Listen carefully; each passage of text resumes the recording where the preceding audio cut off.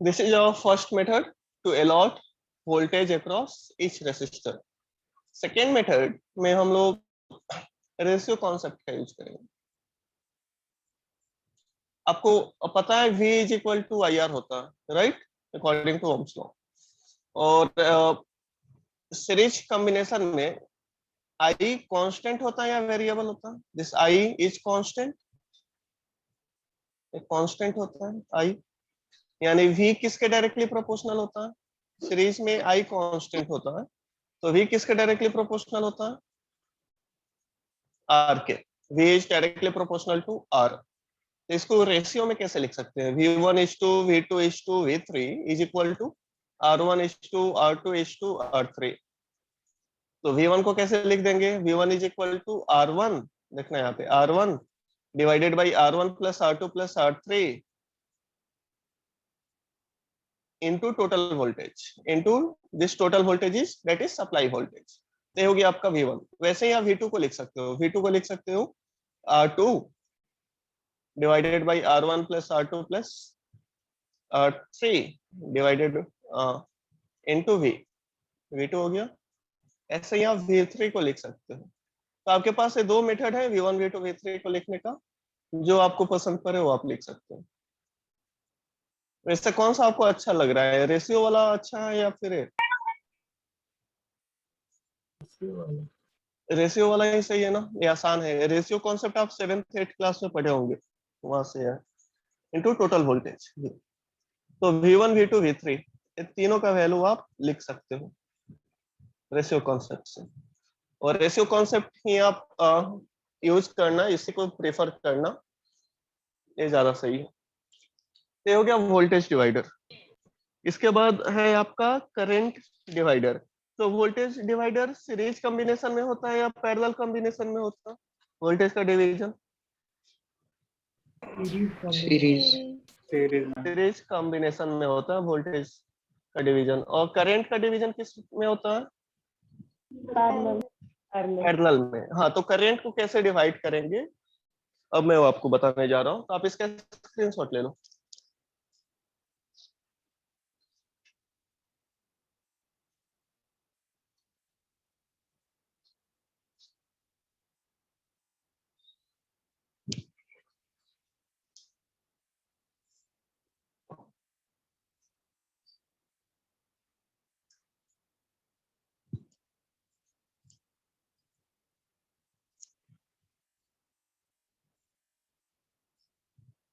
ले लिए screenshot?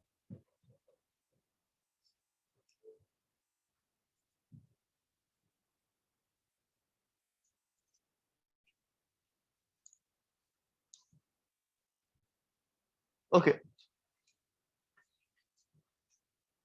Next है आपका करंट डिवाइडर।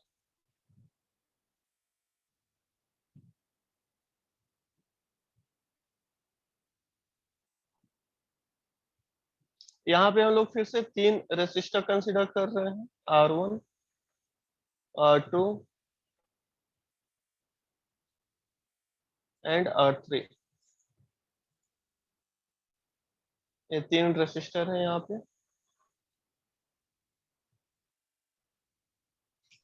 ठीक है। और सपोज करो यहाँ पे करंट आई है, करंट आई है यहाँ पे।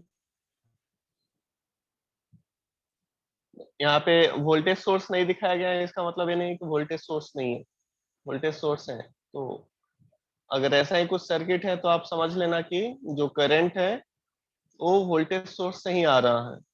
तो अंडरस्टूड होता है, ठीक है, ऐसा कुछ। तो देखना यहाँ पे जो करंट आई है उसका डिवीजन होगा या नहीं होगा? करंट का डिवीजन होगा, होगा, करंट का डिवीजन होगा। तो R1 से I1 करंट सपोज करो फ्लो कर रहा है, R2 रेसिस्टर से I2 करंट, तो R3 रेसिस्टर से I3 करंट फ्लो कर रहा है, राइट। तो अब I1 I2 I3 का वैल्यू आपको I के टर्म्स में लिखना है। I1 I2 और I3 का वैल्यू आपको I के टर्म्स में लिखना है। तो आप कैसे I1 I2 I3 का वैल्यू I के टर्म्स में लिखोगे? तो देखना, आपको ओम्स लॉ पता है, V is equal to IR। Current divider में ये आपका पैरेलल कॉम्बिनेशन में मिलता है। क्या कांस्टेंट होता है? पोटेंशियल। हाँ, V कांस्टेंट होता है, V कांस्टेंट होता है, दिस V इज कांस्टेंट। तो जब V कांस्टेंट होगा तो करंट का डिवीजन किस पे डिपेंड करेगा? करंट डिवीजन और current is inversely proportional to resistance, right? ये होगा ना, IR is equal to constant, then I is inversely proportional to R। इसका मीनिंग क्या हुआ? अगर R ज्यादा होगा तो करंट कम होगा, अगर R कम होगा तो करंट ज्यादा होगा। यानी आप मुझे बताओ कि किस ब्रांच से करंट ज्यादा फ्लो करेगा, जिस ब्रांच में कम रेसिस्टेंस है या जिस ब्रांच में ज्यादा रेसिस्टेंस है? कम। इसमें कम है। हाँ, जिस ब्रांच में कम रेसिस्टेंस है उस ब्रांच से ज्यादा करंट फ्लो करेगा, जिस ब्रांच में ज्यादा रेसिस्टेंस है उस ब्रांच से कम करंट फ्लो करेगा, राइट? तो देखना, यहाँ पे अपने को I1 I2 I3 का वैल्यू लिखना है इन टर्म्स ऑफ I, और ये अपने पास रिलेशन है I is inversely proportional to R। तो आप यहाँ से क्या लिख सकते हो रेशियो कॉन्सेप्ट में? I1 is to I2 is to I3 is equal to 1 by R1 is to 1 by R2 is to 1 by R3। लिख सकते हैं क्या? बोलो, लिख सकते हैं ऐसे? तो देखना यहाँ पे I1 को क्या लिख देंगे, अब रेशियो कॉन्सेप्ट अप्लाई करो, इसमें फिजिक्स नहीं है, अब रेशियो कॉन्सेप्ट है। I1 को कैसे लिखेंगे? I1 is equal to 1 by R1 divided by 1 by R1 plus 1 by R2 plus 1 by R3 into total current. What is total current? I। वैसे ही आप मुझे बताओ I2 को कैसे लिखेंगे? I2 is equal to 1 by R2 divided by 1 by R1 plus 1 by R2 plus 1 by R3 into I। I3 को कैसे लिखेंगे? ये रेशियो कॉन्सेप्ट है, इसमें कहीं फिजिक्स नहीं है, ये पूरा मैथ्स है। I3 को कैसे लिखेंगे बताना? 1 by R3 divided by 1 by R1 plus 1 by R2 plus 1 by R3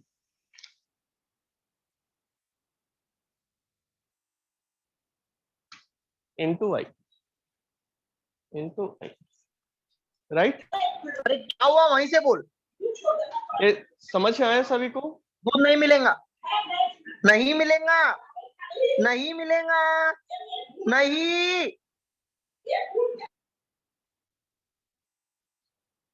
ये समझ में आया सबको? Yes sir. ठीक है, इसके ऊपर एक क्वेश्चन करते हैं हम। स्क्रीनशॉट ले लियो इसका।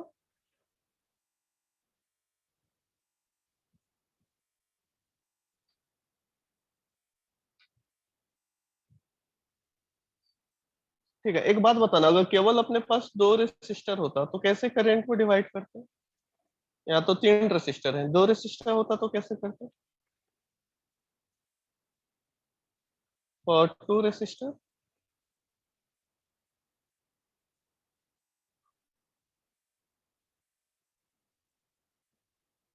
R1 R2 और यहाँ पे टोटल करंट I है, तो करंट का डिवीजन आप कैसे दिखाते हैं? I1 R1 से, I2 R2 से। अब कैसे लिखते हैं इसको? I is inversely proportional to R, I1 is to I2 is equal to क्या लिखते हैं 1 by R1 is to 1 by R2।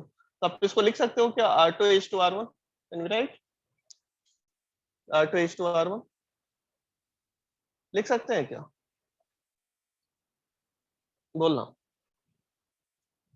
यहाँ पे इसको लिख सकते हैं ना I1 by I2 is equal to 1 by R1 divided by 1 by R2, तो R2 ऊपर चला जाएगा R1 नीचे रहेगा, तो R2 is to R1 लिख सकते हैं।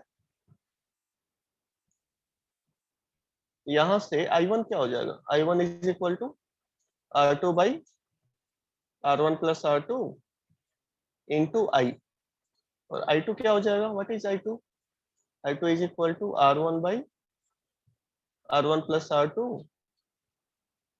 into I। बोलो समझ में आया यहाँ तक, गॉट इट।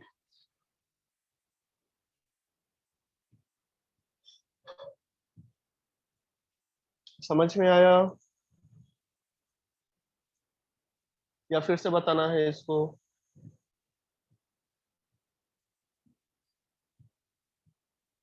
रिपीट।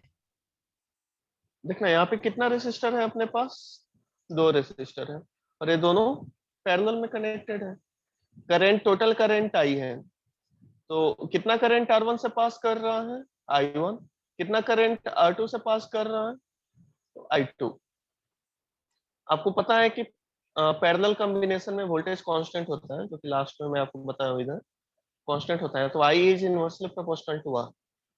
तो यहाँ पे अपने पास 3 रेसिस्टर था, इसलिए आप I1 is to I2 is to I3 किए हो। यहाँ अपने पास 2 रेसिस्टर है, तो यहाँ पे simply I1 is to I2 किए हैं, that is equal to 1 by R1 is to 1 by R2। तो 1 by R1 is to 1 by R2 क्या हुआ, R2 is to R1। देखो 1 by R1 divided by 1 by R2, यही होता है ना meaning, 1 by R1 ratio 1 by R2 का। इसको आप R2 by R1 लिख सकते हो क्या, can we write 1 by R1 is to 1 by R2 को आप 1 by R1 divided by 1 by R2 लिखते हो, तो आप इसको R2 by R1 लिख सकते हो, या फिर आप इसको R2 is to R1 लिख सकते हो या नहीं लिख सकते, R2 is to R1 लिख सकते हैं, यस Yes. ठीक है। तो I1 is to I2 is equal to 1 by R1 is to 1 by R2, that is equal to R2 is to R1। तो I1 क्या हो गया, अब यहाँ से रेशियो कॉन्सेप्ट है, रेशियो कॉन्सेप्ट है। I1 क्या हो गया, I1 is equal to, जो यहाँ पे देखो ये I1 है तो यहाँ पे R2 है, तो R2 divided by total resistance R1 plus R2, इसको ऐड कर देते हैं R1 plus R2 into total current I, into total current I। वैसे ही आप I2 निकाल सकते हैं, I2 is equal to R1 divided by R1 plus R2 into total current I। तो ये 2 रेसिस्टर के लिए हो गया, राइट। अब इसके ऊपर हम क्वेश्चन करने जा रहे हैं। क्वेश्चन दूं मैं,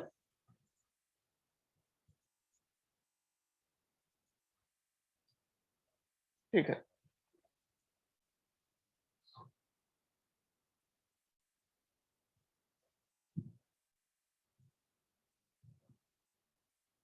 क्वेश्चन है यहाँ पे,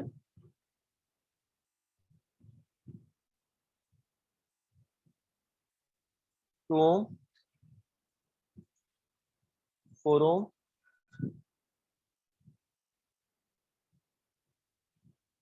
12 ओम, 6 ओम, 2 ओम, 4 ओम, 6 ओम, यहाँ पे 3 रेसिस्टर हैं जो कि सीरीज में कनेक्टेड है, और वोल्टेज है आपका 12 वोल्ट।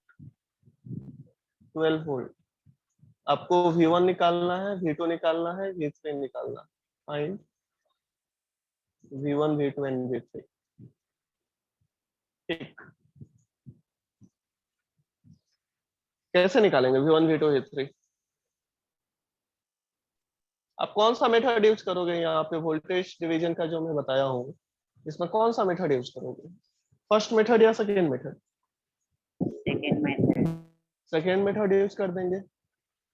तो देखो फर्स्ट मेथड अगर यूज करते हो तो पहले आपको करंट निकालना होगा, तो कैलकुलेशन ज्यादा हो जाएगा। सेकेंड मेथड यूज करो, फटाक से निकल जाएगा। सेकेंड मेथड में आपको पता है ये सीरीज में कनेक्टेड है, सेम करंट फ्लो करेगा तीनों रेसिस्टर से, यानी सीरीज में है। तो V1 is to V2 is to V3 हो जाएगा, R1 is to R2 is to R3, जो कि दे रखा है R1 2 ओम, R2 4 ओम, R3 6 ओम। ओके, तो आप इसको ऐसे भी टू से कैंसिल कर सकते हो, 1:2:3 भी लिख सकते हो, ये आपके ऊपर है। तो V1 को आप क्या लिख देना, V1 is equal to 2 divided by 2 plus 4 plus 6 into total voltage. What is total voltage? 12 volt. तो कितना आएगा बताना, 2 डिवाइडेड बाई 12 इंटू 12 वोल्ट, यानी कितना वोल्ट ड्रॉप होगा 2 ओम के रेसिस्टर के अक्रॉस, कितना वोल्टेज ड्रॉप होगा 2 ओम रेसिस्टर के अक्रॉस? 2 वोल्ट। वैसे ही कितना वोल्टेज ड्रॉप होगा 4 ओम रेसिस्टर के अक्रॉस? तो V2 को कैसे लिख देंगे, 4 divided by 2 plus 4 plus 6 into 12 volt. तो फिर से कितना आ गया, 4/12 इंटू 12, कितना आ गया है 4 वोल्ट, यानी 4 ओम के अक्रॉस 4 वोल्ट वोल्टेज ड्रॉप होगा। और 6 ओम के अक्रॉस कितना ड्रॉप होगा, तो V3 is equal to 6 divided by 2 plus 4 plus 6 into total voltage is 12। V यहाँ पे 12 है, V इज इक्वल टू, तो फिर से आप इसको लिख सकते हो 6/12 इंटू 12 वोल्ट, यानी 6 वोल्ट ड्रॉप होगा। तो V3 का वैल्यू आ गया 6 वोल्ट। तो देख रहे हो, V1 V2 V3 इन तीनों को अगर आप ऐड करोगे तो आपका वैल्यू किसके इक्वल आना चाहिए, तीनों को ऐड करने के बाद किसके इक्वल आना चाहिए, सप्लाई वोल्टेज के इक्वल आना चाहिए। And what is your supply voltage? 12 volt. 12 volt, right. आप इसके स्क्रीनशॉट ले लो।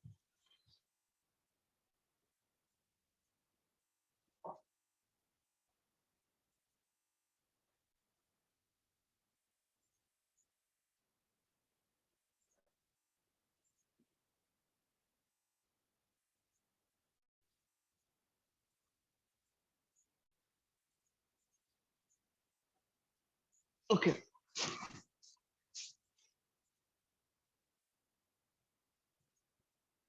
देखना एक और क्वेश्चन मैं आपको देता हूँ करंट डिवीजन के ऊपर। सपोज करो ये आपके पास 2 ओम है और इसमें रेसिस्टर है इसका 4 ओम, करंट है आपका 8 एम्पियर टोटल करंट।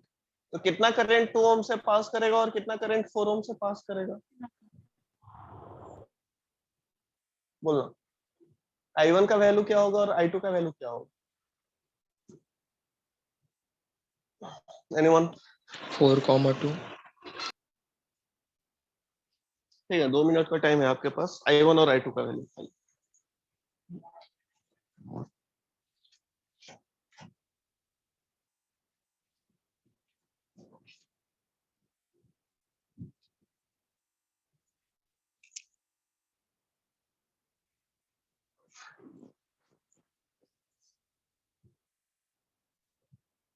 जो 8 एम्पियर है वो टोटल करंट आई है। आई पैरेलल में है दोनों रेसिस्टर, क्या लिख देंगे, I is inversely proportional to R, तो I1 is to I2 is equal to 1/R1 is to 1/R2, और इसको आप लिख सकते हो R2 is to R1, R2 is to R1। तो I1 क्या हो जाएगा, what is I1? I1 is equal to R2 divided by R1 plus R2 into total current. What is total current? I.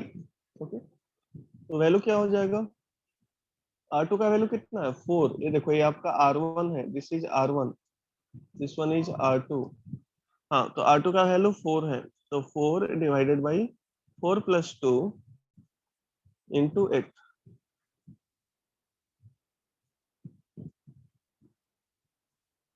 That is 16/3 ampere.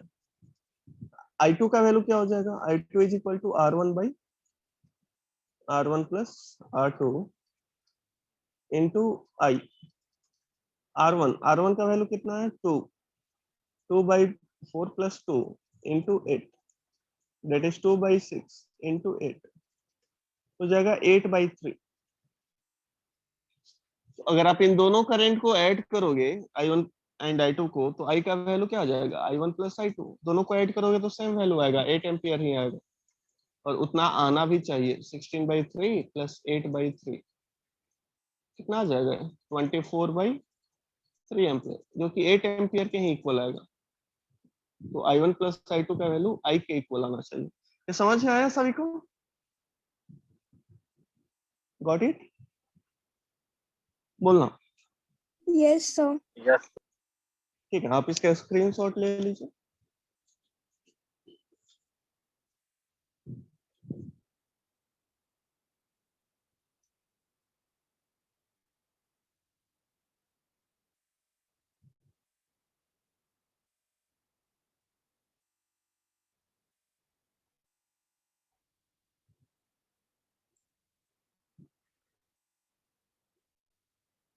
Okay, एक question देख लें। Question है, in the circuit given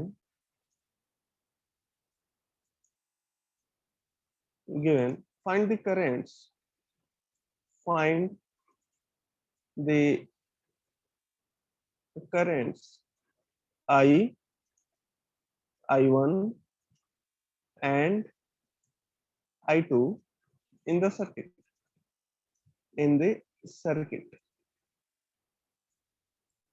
okay, circuit में यहाँ पे दिखा रहा हूँ।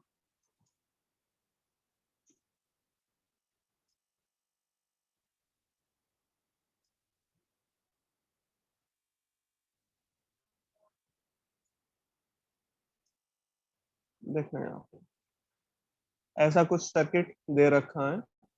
R2 is equal to 6 ohm, R1 is equal to 3 ohm, 3 ohm and R is equal to 3 ohm. यहाँ पे बैटरी कनेक्टेड है 30 वोल्ट का।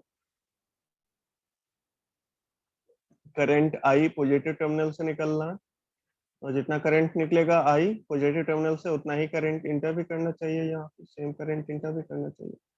ठीक है, ये आपका सवाल है। आपको I, I1 और I2 निकालना है। I1 is the current through this resistor R1 and I2 is the current through this resistor R2।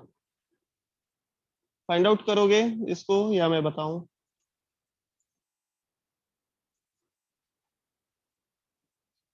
I, I1 and I2 का वैल्यू निकालना है। फाइंड आउट करोगे, I का वैल्यू क्या हो जाएगा, देखना, ये I आपका करंट है पूरे कॉम्बिनेशन के लिए। तो पूरे कॉम्बिनेशन के लिए है, तो पूरे कॉम्बिनेशन के लिए वोल्टेज तो दे रखा है ना 30 वोल्ट। तो इक्विवेलेंट रेसिस्टेंस निकालना होगा, इसमें इक्विवेलेंट रेसिस्टेंस निकालना होगा। तो बोलना, इक्विवेलेंट रेसिस्टेंस कैसे फाइंड आउट करेंगे? तो ये दोनों रेसिस्टर जो 3 ओम और 6 ओम का है, ये सीरीज में है या पैरेलल में है? ये वाला पोर्शन पैरेलल। ये पैरेलल कॉम्बिनेशन है। तो इसका इक्विवेलेंट क्या हो जाएगा? इन दोनों को हटा देंगे सिंगल रेसिस्टर से, इसका इक्विवेलेंट क्या हो जाएगा, 6 into 3 divided by 6 plus 3, that is 18/9। कितना हो जाएगा इसका? 2 ओम। 2 ओम, यानी हमें इक्विवेलेंट रेसिस्टेंस निकालना होगा पहले पूरे कॉम्बिनेशन का।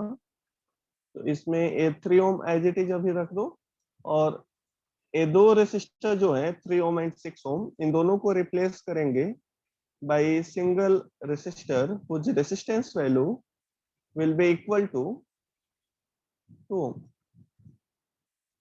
वोल्टेज है 30। अब बताना, अब ये देख के आप आसानी से बता सकते हो यहाँ पे, ये दोनों रेसिस्टर सीरीज में है या पैरेलल में? ये दोनों सीरीज में है ना, सेम करंट फ्लो कर रहा है ना दोनों से। अब तो सीरीज में है, तो करंट कितना फ्लो करेगा बताना। I is equal to voltage divided by total resistance. What is total resistance? 3 + 2 ampere. तो 30 डिवाइडेड बाई 5 एम्पियर कितना आ जाएगा? 6 एम्पियर। यानी I का वैल्यू आपको पता चल गया 6 एम्पियर है। तो I1 और I2 का वैल्यू कैसे फाइंड आउट करेंगे? तो जो मैं कॉन्सेप्ट आपको बताया था I1 और I2 को निकालने के लिए, जस्ट प्रीवियस क्वेश्चन में, वैसे ही आप I1 I2 का वैल्यू निकालो। तो देखना I1 का वैल्यू क्या हो जाएगा, ये आपका I1 है और इधर से I2 फ्लो कर रहा है। तो यहाँ पे अपने पास दो रेसिस्टर है ना, तो दो रेसिस्टर के लिए आसान है निकालना, करंट डिवीजन आसान है। तो I1 का वैल्यू क्या हो जाएगा, तो I1 is equal to R2 that is 6 ohm divided by R1 plus R2 that is 3 plus 6 into total current. What is total current? I6. So 6 divided by 9 into 6, 4 ampere. तो जब 4 ampere current इस 3 ohm resistor से flow कर रहा है, तो कितना ampere current 6 ओम से फ्लो करेगा? I2 का वैल्यू क्या होना चाहिए? तो टोटल करंट है आपका, टोटल करंट है 6 एम्पियर, यहाँ पे 6 एम्पियर करंट है। 6 एम्पियर में से 4 एम्पियर करंट इस 3 ओम रेसिस्टर से पास कर रहा है। I1 का वैल्यू 4 एम्पियर है, तो I2 का वैल्यू कितना होना चाहिए? 2 एम्पियर। 2 एम्पियर, 2 एम्पियर होना चाहिए। ये दोनों करंट यहाँ पे आके मीट करेंगे और फिर से आपको कितना करंट मिल जाएगा? 6 एम्पियर। और 6 ampere current negative terminal of the battery तक रीच करेगा। तो I2 का वैल्यू आ गया I माइनस I1, ऐसे ही लिख दो I माइनस I1। I का वैल्यू आपको पता है 6 minus 4 ampere that is 2 ampere. नहीं तो अगर आप ऐसे फाइंड आउट करना चाहते हो तो निकाल दो I2 का value. I2 is equal to R1 divided by R1 plus R2 into total current I। तो ये सभी को समझ में आया कैसे इसको सॉल्व किया गया है? सर I1 से एक बार फिर से बताइए। कौन सा I1? देखो यहाँ पे अब इस केवल इस वाले सर्किट को एनालाइज करो, यहाँ पे जो है, और इसको एनालाइज करने के लिए ये वाला एग्जांपल सबसे अच्छा है। जैसे यहाँ पे अपने पास टोटल करंट 8 एम्पियर है और यहाँ पे दो रेसिस्टर है 2 ओम एंड 4 ओम, और 8 एम्पियर को डिवाइड होना है दोनों रेसिस्टर में। तो आप इतना तो बता सकते हो कि किस रेसिस्टर में ज्यादा करंट होगा और किस में कम करंट होगा। किस रेसिस्टर में ज्यादा करंट फ्लो करेगा, 2 ओम में से या 4 ओम में से? 2 ओम में से। क्यों ज्यादा करेगा? क्योंकि इसका वैल्यू कम है, 2 ओम कम है 4 ओम से, इसलिए जो टोटल करंट है उसका मैक्सिमम पार्ट 2 ओम रेसिस्टर से पास करेगा। अब कितना करेगा, उसका क्या एग्जैक्ट वैल्यू होगा, उसको कैसे फाइंड आउट करेंगे? तो ये वाला रिलेशन यूज करेंगे, I is inversely proportional to R, क्योंकि आपको पता है V is equal to IR होता है और V कांस्टेंट होता है पैरेलल कॉम्बिनेशन में, एक कांस्टेंट होता है। तो I किसके इनवर्सली प्रोपोर्शनल होगा? R के इनवर्सली प्रोपोर्शनल होगा। तब रेशियो कॉन्सेप्ट लगा देंगे, I1:I2 must be equal to 1/R1:1/R2। इसको कैसे लिख सकते हैं? R2:R1।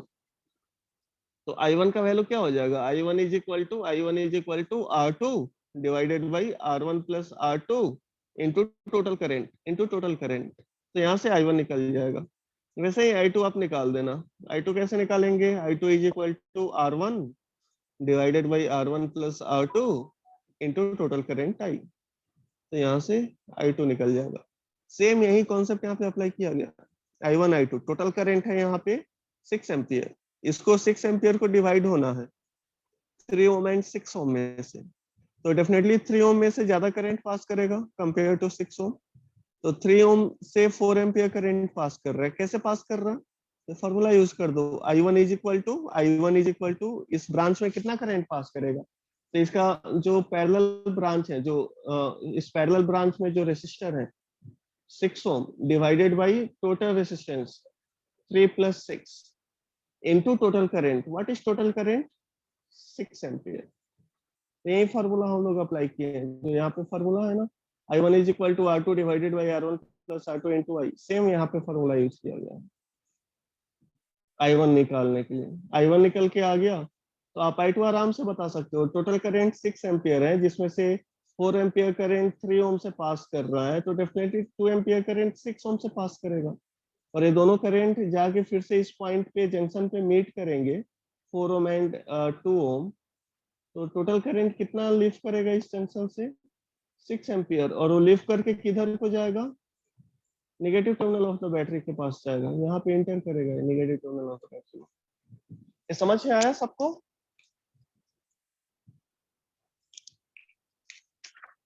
समझ में आया? Yes, sir. ठीक है। कुछ और कॉन्सेप्ट है, अभी मैं आपको बता देता हूँ उसको।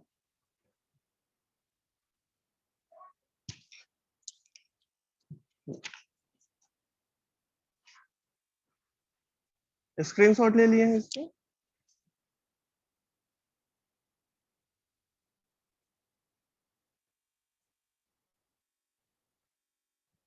स्क्रीनशॉट ले लिए हैं सभी?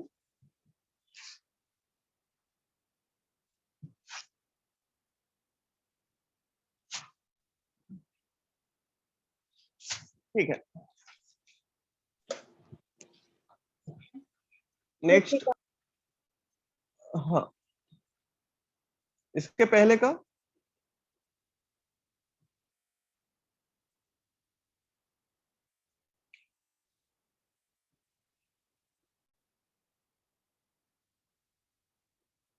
ले लिए स्क्रीनशॉट इस पेज का?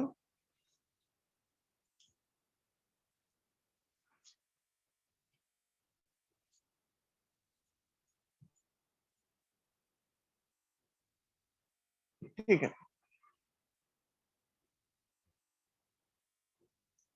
नेक्स्ट आपका कॉन्सेप्ट है, ये छोटा ही कॉन्सेप्ट है, short circuit and open circuit and open circuit. नाम तो आप लोग सुने ही होंगे, शॉर्ट सर्किट का, ओपन सर्किट का।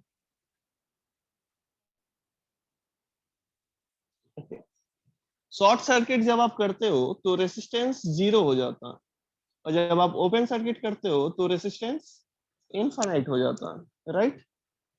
इसको ध्यान में रखना। यहाँ पे देखो, सपोज करो ये आपके पास रिमेनिंग सर्किट है, इसमें रेसिस्टर है, बैटरी है, और भी कुछ एलिमेंट हो सकते हैं। तो ये आपका रिमेनिंग सर्किट है, इसमें बैटरी और रेसिस्टर कुछ भी हो सकता है, remaining circuit.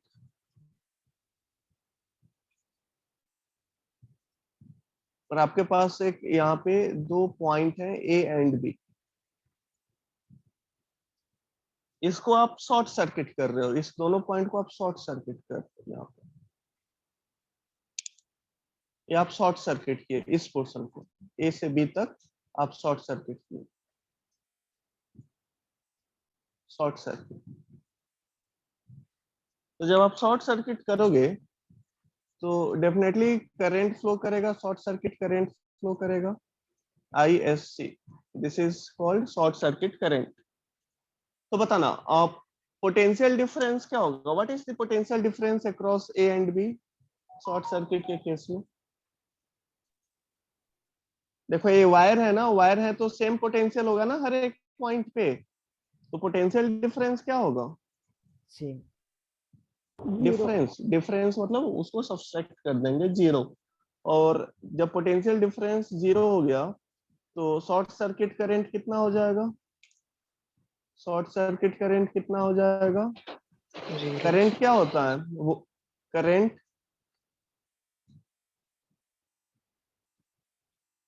Short circuit current हो जाएगा आपका इंफिनिटी।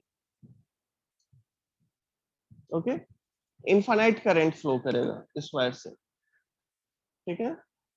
अनडिफाइंड, इंफिनिटी का मतलब क्या हुआ? अनडिफाइंड।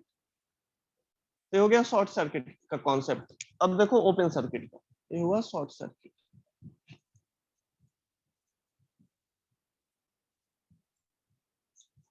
नेक्स्ट है ओपन सर्किट।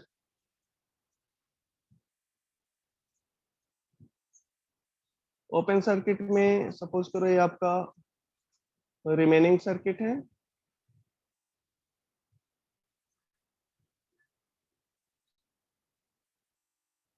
रिमेनिंग सर्किट है, और आप यहाँ पे ए और बी को ओपन रखे हो, ए पॉजिटिव है बी नेगेटिव, ये आपका ओपन है, this is open circuit, open circuit. अगर ये ओपन सर्किट है तो बताना यहाँ पे करंट क्या होगा, what is current in open circuit? Open circuit में करंट होता है या नहीं होता है? नहीं होता है ना, नहीं होता है। और रेजिस्टेंस कितना होता है? इंफिनिटी, रेजिस्टेंस आपका इंफिनिटी, इंफिनिटी, राइट। तो चलो मैं एक एग्जांपल से आपको समझा देता हूँ। सपोज करो अपने पास एक ये नेटवर्क है,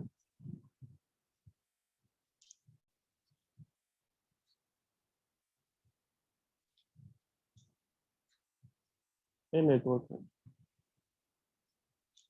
यहाँ पे R1 R2 और R3 है, यहाँ पे देखो R3, सप्लाई वोल्टेज भी है, ए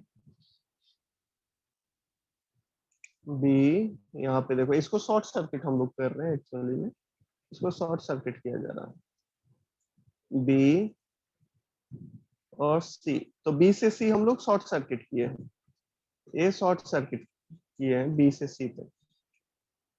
तो इसमें इक्विवेलेंट रेजिस्टेंस क्या है, what is equivalent resistance? R1, okay, equivalent resistance पता है। करंट क्या है इसमें, व्हाट इज करंट?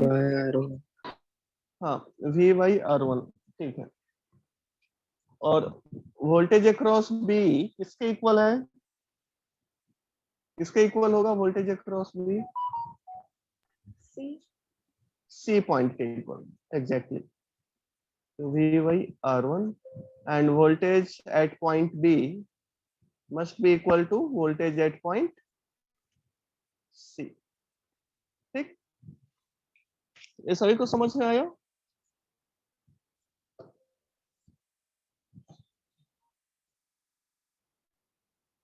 सभी को समझ में आया ये?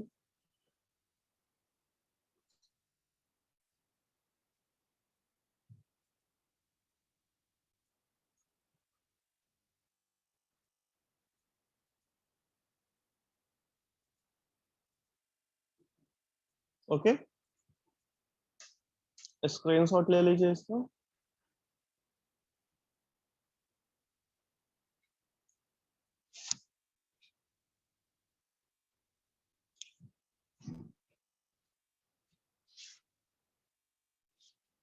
ठीक है, नेक्स्ट है, ये भी छोटा सा ही टॉपिक है, equi potential point. Equi potential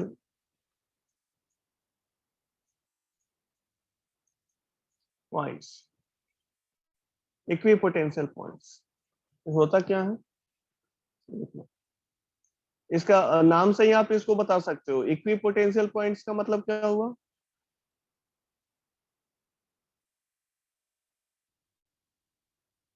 equi potential points का मीनिंग क्या हुआ? The points having same potential, उसी को क्या बोलते हैं? इक्वी पोटेंशियल पॉइंट्स बोलते हैं। तो यहाँ पे बताना,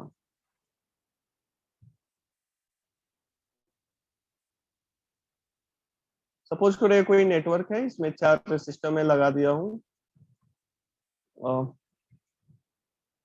0.1 0.2, तो 0.1 और 0.2 इक्विपोटेंशियल पॉइंट है या इक्विपोटेंशियल पॉइंट नहीं है? 1 से 2 जो कनेक्ट किए हैं हम लोग, एक वायर से कनेक्ट किया है ना, तो जब ये वायर से कनेक्ट किया है तो इस वायर में रेजिस्टेंस है या नहीं है? इस वायर में 1 से 2 में है या नहीं? नहीं है। नहीं है, नहीं है, इसलिए 0 रखे हैं ना। इस वायर में कोई रेजिस्टेंस दिख रहा है क्या? नहीं दिख रहा है ना, यानी पोटेंशियल जो होगा 0.1 का वो किसके इक्वल होगा? Potential at 0.2। हाँ, तो V1 is equal to V2. That means potential at point 1, potential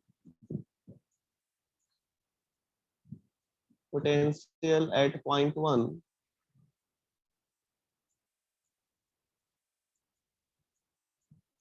is equal to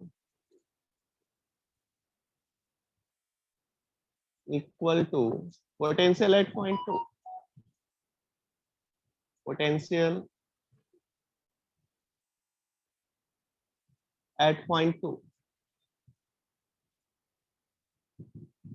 At point 2. इसी को आप बोलते हो इक्विपोटेंशियल पॉइंट्स। तो आप इस डायग्राम को कुछ इस तरीके से भी ड्रॉ कर सकते हो, इस डायग्राम को कुछ ऐसे भी ड्रॉ कर सकते हो। दोनों का सेम पोटेंशियल है ना, तो दोनों को एक ही पॉइंट पे ज्वाइन कर देंगे। कुछ ऐसे भी हम लोग इसको कनेक्ट कर सकते हैं।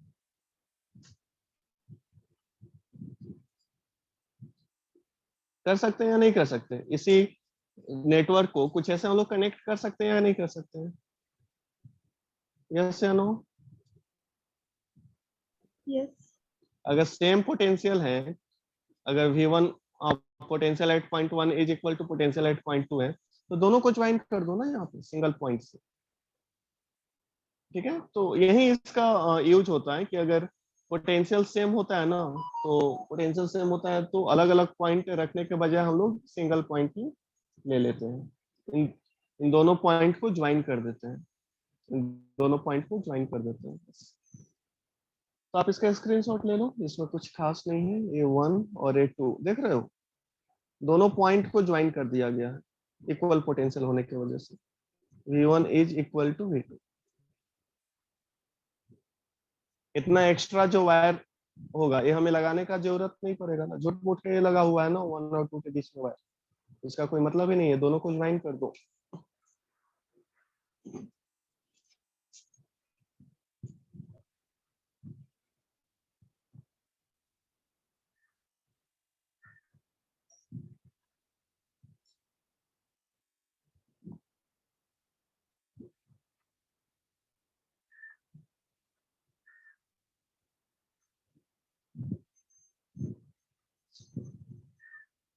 राइट?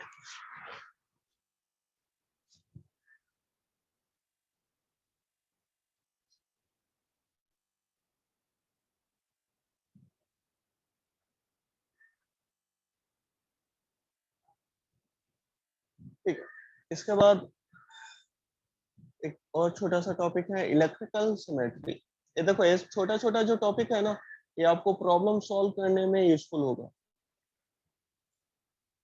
ये नहीं समझना कि ये एनसीईआरटी बुक में अलग से टॉपिक दे रखा है, ऐसा नहीं है। ये नेटवर्क को सिंप्लीफाई करने के लिए ये सब कॉन्सेप्ट यूज होगा। ये आपसे एग्जाम में डायरेक्टली ये सब नहीं पूछेगा। इलेक्ट्रिकल सिमेट्री,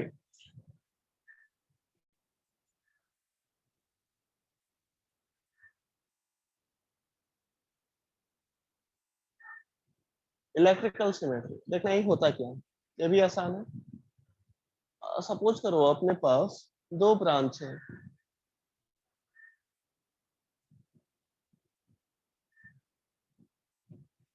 यहाँ पे दो ब्रांच है, ए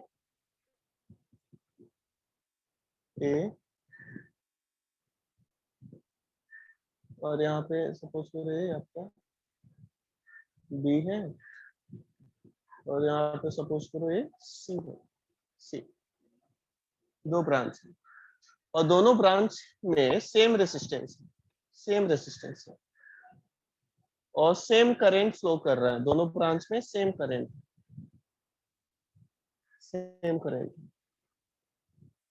अगर ऐसा कुछ है, दोनों ब्रांच में सेम रेसिस्टेंस है और दोनों ब्रांच में सेम करंट फ्लो कर रहा है, तो सेम वोल्टेज ड्रॉप होगा दोनों ब्रांच में। अगर सेम वोल्टेज ड्रॉप होगा तो आप बोल सकते हो कि जो पोटेंशियल होगा बी पॉइंट का, वो सी पॉइंट के इक्वल होगा, यानी B and C will be equipotential points. अगर इक्विपोटेंशियल पॉइंट्स होगा तो आप इन दोनों को ज्वाइन कर सकते हो, इन दोनों बी और सी पॉइंट्स को एक सिंगल पॉइंट में ज्वाइन कर सकते हो, या इसको सिंपली ज्वाइन किया जा सकता है। तो इसको मैं लैंग्वेज में लिखता हूँ, इसको अच्छे से समझना। If the branches A B branches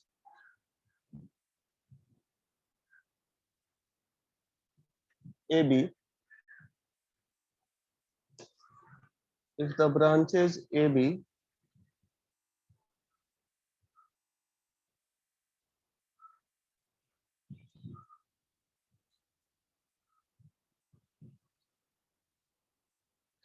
and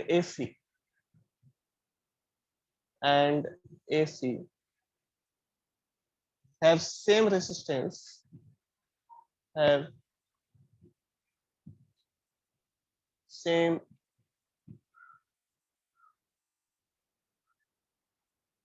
resistance,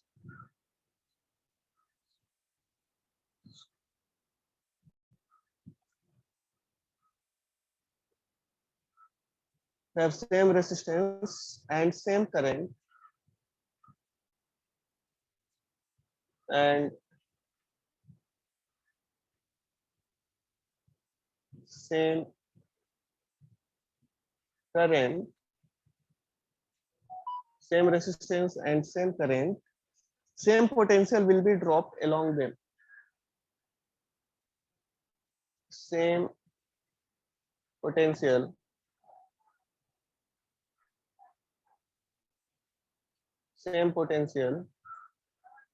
will be dropped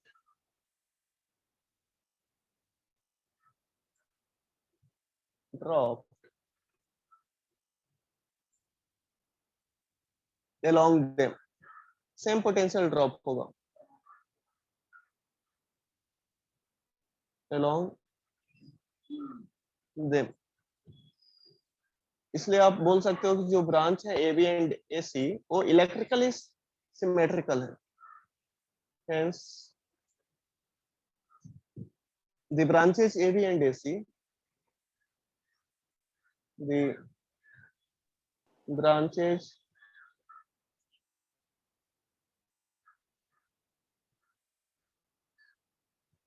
says AB and AC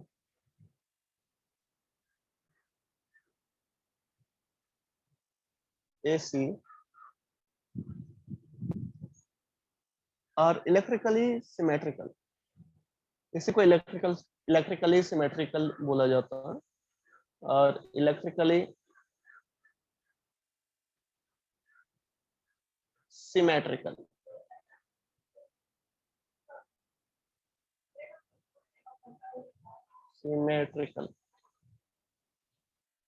तो आप क्या कंक्लूड कर सकते हो यहां से? In this case the point B and C, in this case the point B and C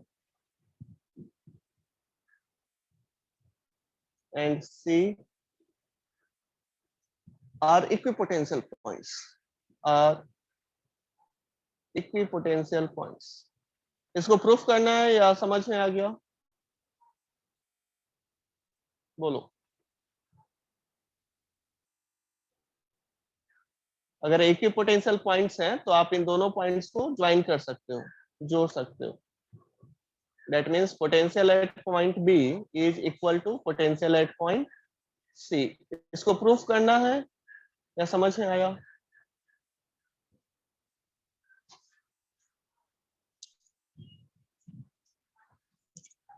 proof कर दो इसको.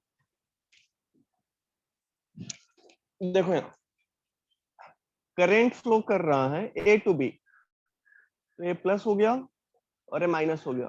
तो कितना वोल्टेज ड्रॉप हो रहा है इस रेसिस्टर R के अक्रॉस? इसको लिखेंगे VA minus VB. VA minus VB. That must be equal to I into R. लिख सकते हैं क्या? I into R. तो VB का वैल्यू क्या होगा? What is VB value? VB is equal to VA minus IR. सहमत हो इससे? वीवी का वैल्यू क्या आएगा? वीए माइनस आईआर।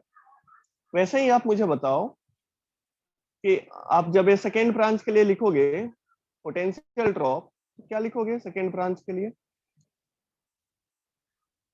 बोलना क्या लिखेंगे? वीए minus minus VC, that is potential drop across this resistor R is equal to I into R, is equal to I into R। तो VC का भी वैल्यू क्या आएगा? VC का भी वैल्यू क्या आएगा? VA minus IR। तो देख रहे हो यहां से आप क्या कंक्लूड कर सकते हो? VV और VC दोनों का सेम वैल्यू आ रहा है ना, तो यहाँ से क्या बोल सकते हो? VV is equal to VC, यानी दोनों पॉइंट का सेम पोटेंशियल है। अगर दोनों पॉइंट का सेम पोटेंशियल है तो इसको हम लोग क्या बोलते हैं? इस पॉइंट को क्या बोल देंगे? Equi potential points. इसको क्या बोल देंगे? बी एंड सी को इक्वी पोटेंशियल पॉइंट्स। और आप इक्वी पोटेंशियल पॉइंट्स को ज्वाइन कर सकते हो, आप इक्वी पोटेंशियल पॉइंट्स को ज्वाइन कर सकते हो, राइट? समझ में आया सभी को? समझ में आया? Yes, sir. ठीक है।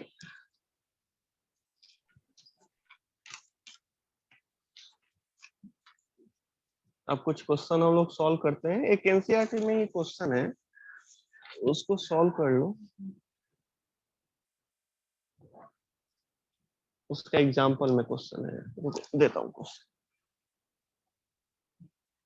एक काम करोगे, आप एक बार लॉग आउट होके लॉग इन होगे फिर से, क्योंकि मैं इस साइड से बहुत ज्यादा स्टक हो रहा है, कुछ मैं लिख ही नहीं पा रहा हूँ अच्छे से। तो एक बार लॉग आउट होके लॉग इन फिर से कीजिए आप सभी। ओके।